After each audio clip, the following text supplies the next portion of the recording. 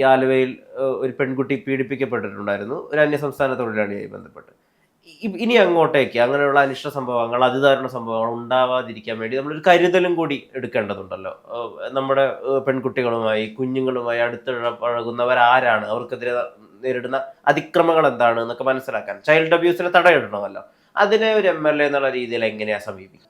പലപ്പോഴും ഞാൻ പറഞ്ഞില്ലേ, ഇപ്പം ഇങ്ങനെയുള്ള സംഭവങ്ങളൊക്കെ ഉണ്ടായത്, ഇപ്പോൾ ആലുവയിലെ പെൺകുട്ടി മരിച്ച സംഭവം ഉണ്ടായതൊക്കെ അമിതമായ ലഹരി ഉപയോഗം, ലഹരിക്കെതിരെ വളരെ ശക്തമായ നിലപാട് എൻ്റെ ഭാഗത്തു നിന്നുണ്ടായിട്ടുള്ളത്. ആ കുട്ടി മരണപ്പെട്ടത് ലഹരി ഉപയോഗിച്ച ഒരാളാണ് ആലുവ മാർക്കറ്റിൽ, അറിയാലോ. അപ്പോൾ ആ ലഹരിക്ക് എതിരൊരു പോരാട്ടം നമുക്ക് ശക്തമായി നടത്തേണ്ടത് ആവശ്യമുണ്ട്. അപ്പോൾ ആ കുട്ടി മരിച്ചു. ആ കുട്ടിയുടെ കുടുംബം ഇപ്പോഴും ഇവിടെ താമസിക്കുന്നുണ്ട്. ആ കുട്ടി മരണപ്പെട്ടപ്പോൾ ഞങ്ങൾ ആ വീട് പണിതാൽ ഞങ്ങൾ അലുവക്കാരൊക്കെ ആലോചിച്ചു. അപ്പോഴാണ് മുഖ്യമന്ത്രി നേതൃത്വത്തിൽ നവകേരള സദസ്സ് ഉണ്ടായിരുന്നു. ആ നവകേരള സദസ്സിൽ വെച്ച് മുഖ്യമന്ത്രി പ്രഖ്യാപിച്ചു, അവർ പറഞ്ഞു ഇവർക്ക് വീടും സ്ഥലവും കൊടുക്കുന്നു. അപ്പോൾ സ്വാഭാവികമായിട്ടും നമ്മുടെ അടുത്ത് കുറേ സ്പോൺസർമാരെ വന്നൊക്കെ എന്നാലും ഗവൺമെൻറ് കൊടുത്തില്ല, അവർ ചെയ്യുന്ന കാര്യം വേറെ ആർക്ക് ചെയ്യാമല്ലോ എന്ന് പറഞ്ഞു. സത്യം പറഞ്ഞാൽ ഇതുവരെ ഗവൺമെൻറ് ചെയ്തു കൊടുത്തിട്ടില്ല.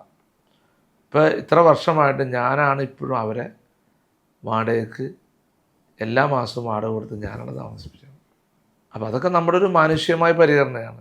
സർക്കാർ പറഞ്ഞ കാര്യം ഇതുവരെയും ചെയ്തിട്ടില്ല. അതൊക്കെ ശരിക്കും സർക്കാരിൻ്റെ ഭാഗത്തുണ്ടായ വലിയൊരു വീഴ്ചയാണ്.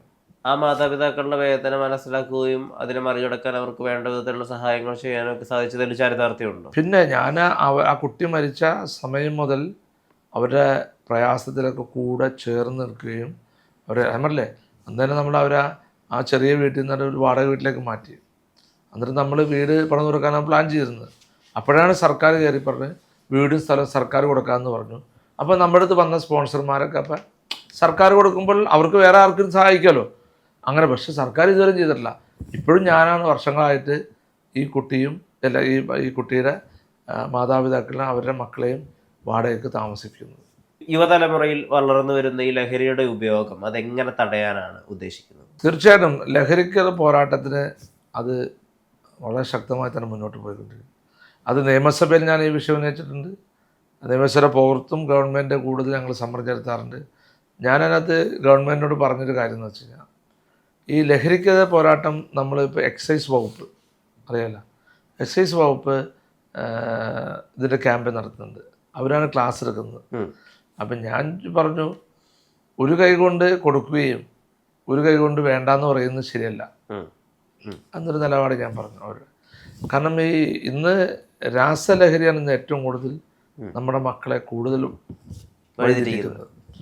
അപ്പോൾ ഞാൻ ഗവൺമെൻറ്റിനോട് കാര്യം ആവശ്യപ്പെട്ടു, നിയമസഭയിലും പറഞ്ഞു, വിദ്യാഭ്യാസ മന്ത്രിയുടെ അടുത്ത് മുഖ്യമന്ത്രി നേരിട്ട് പറഞ്ഞു, ഈ ലഹരിക്കെതിരെ പോരാട്ടത്തിൽ ഒന്ന് ഈ സിലബസിൽ ഇത് ഉൾപ്പെടുത്തണം, പാഠ്യപദ്ധതിയിൽ ഉൾപ്പെടുത്തണം.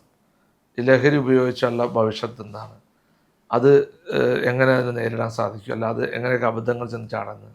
അപ്പോൾ അതിനകത്തൊരു ഞാൻ പറഞ്ഞൊരു കാര്യം എന്ന് വെച്ച് കഴിഞ്ഞാൽ, ഒരു പ്രായോഗിക വിദ്യാഭ്യാസം കുട്ടികൾക്ക് കൊടുക്കണം, പ്രാക്ടിക്കൽ എഡ്യൂക്കേഷൻ. കാരണം ഒരു പീരീഡിൽ 45 മിനിറ്റാണ്. അതിനകത്തൊരു 5 മിനിറ്റ് അധ്യാപകർക്ക് ഇതിനെക്കുറിച്ച് പറഞ്ഞു കൊടുക്കണം. കുട്ടികൾ ലൈംഗികമായി ചൂഷണം ചെയ്യപ്പെടുന്നുണ്ട്. ഈ പറഞ്ഞ ലഹരി ഉപയോഗിപ്പിച്ചാണ് ലൈംഗികമായി ചൂഷണപ്പെടുന്നത്. ഇതെല്ലാം കുട്ടികൾ ആരും ഇത് മനഃപൂർവ്വം ചെയ്യാൻ വേണ്ടി ചെയ്യണതല്ല.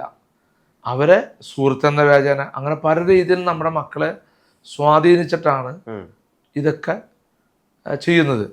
അപ്പോൾ എന്താ ചെയ്യേണ്ടത്, ഈ അധ്യാപകർ കുട്ടികൾക്ക് ഒരു 5 മിനിറ്റ്, ഒരു പീരീഡിൽ 5 മിനിറ്റ് ഇതിനെക്കുറിച്ച് പ്രായോഗികമായ വിദ്യാഭ്യാസം കുട്ടികൾക്ക് കൊടുത്താൽ അത് വളരെയധികം ഗുണം ചെയ്യും. ഞാൻ ചോദിക്കട്ടെ, ഇപ്പം നമ്മളായാലും പഠിച്ചുകൊണ്ടിരുന്നപ്പോൾ ഒരുപക്ഷെ വിദ്യാഭ്യാസ കാലത്ത് മാതാപിതാക്കൾ പറയുന്നേക്കാൾ കൂടുതൽ കാര്യങ്ങൾ അധ്യാപകർ പറയുന്നതാണ് അവർ പഠിക്കുകയും ചെവിക്കൊള്ളുകയും അത് മനഃപ്പാഠമാക്കുകയും അവർ ജീവിതത്തിൽ പ്രായോഗികമാക്കുകയും ചെയ്യുന്നത്.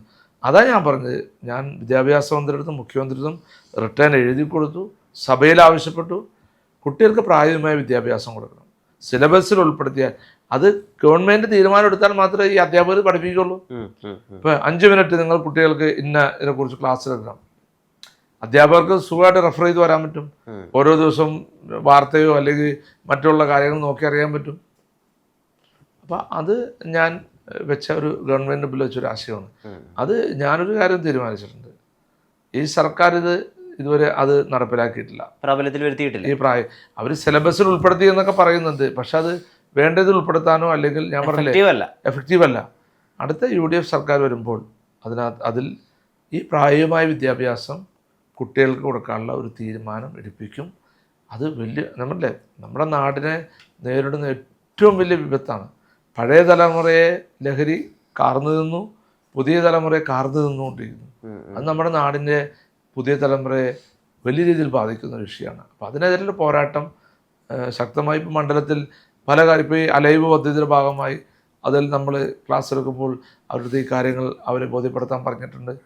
പിന്നെ അതിന് വേണ്ടത് കൂടുതൽ സ്പോർട്സ് രംഗത്തേക്ക് കുട്ടികളെ കൊണ്ടുവരിക. അപ്പോൾ സ്പോർട്സ് രംഗത്തേക്ക് കുട്ടികളെ കൊണ്ടുവരണമെങ്കിൽ എല്ലാ പഞ്ചായത്തിലും ഗ്രൗണ്ട് വേണം. അത് ആരാ ഇനിഷ്യേറ്റീവ് എടുക്കേണ്ടത്? ഗവൺമെൻറ്റാണ്.